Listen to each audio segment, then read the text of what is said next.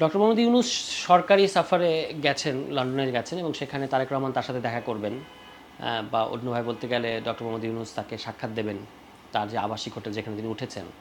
তো এটা ভালো যে বাংলাদেশের প্রধান রাজনৈতিক দল বিএনপি তাদের প্রধানের সাথে বর্তমান সরকার প্রধানের আলোচনা হচ্ছে, এটা তো খুবই ভালো দিক। তো আমরা এখনও চূড়ান্তভাবে আশাবাদী হওয়ার আগে আমরা দেখব যে আলোচনার মধ্যে কী কী জিনিস উঠে আসে।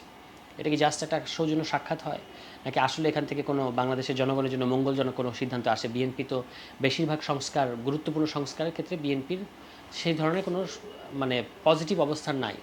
তো এই ক্ষেত্রে এই মিটিংয়ের পরে যদি বিএনপি তার অবস্থান বদলায়, আমরা যেমন স্থানীয় সরকার নির্বাচনের কথা বলছি, যদি স্থানীয় সরকার নির্বাচনের ক্ষেত্রে অন্তত সিটি কর্পোরেশন নির্বাচনগুলোর ক্ষেত্রে বিএনপি রাজি হয়, তারপর হচ্ছে আপনার নির্বাচনের তারিখ তো একটা ঘোষণা করেইছে বিএনপি, এই তারিখটাকে এগিয়ে আনার চেষ্টা করছে।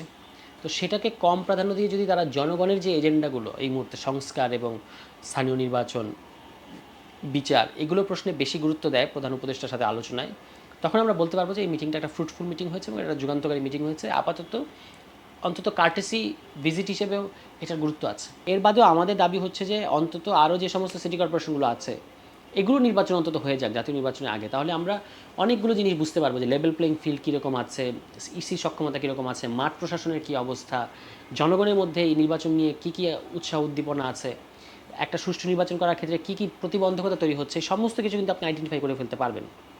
এইটা আমরা দাবি করেছি, কিন্তু এটা বিএনপির আপত্তির কারণেই হচ্ছে না।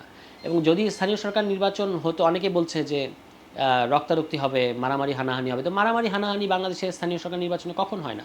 বা নির্বাচিত সরকার এসে যে স্থানীয় নির্বাচন করবে সেখানে তখন কী ম্যাজিক হবে যে সে তখন মারামারি হবে না, তখন আরও বেশি মারামারি হবে। এবং তখন একটা একচেটিয়া দলীয় সরকারের অধীনে ওই এলাকার এমপি তিনি চান যে তার ওয়ার্ড থেকে শুরু করে একেবারে জেলা পর্যায় পর্যন্ত স্থানীয় সরকারের যে প্রতিনিধি যারা আছেন নিজের লোক বসানোটাই তখন মুখ্য ব্যাপার হয়ে দাঁড়ায়।